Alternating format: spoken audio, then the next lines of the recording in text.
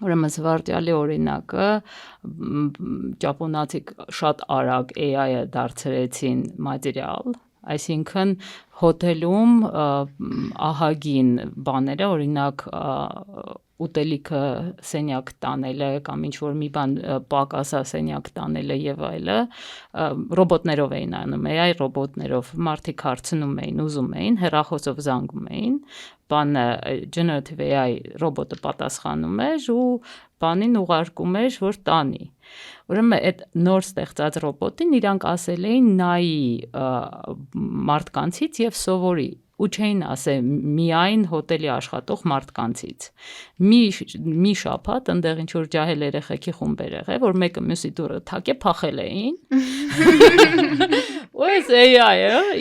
AI ռոբոտը սովորել էր դա ու գնացել էր ինչ-որ երեխեքից ավելի լավ էր անում։ Շատ մեծ պաշտոնյայի գիշերը ժամը 3-ին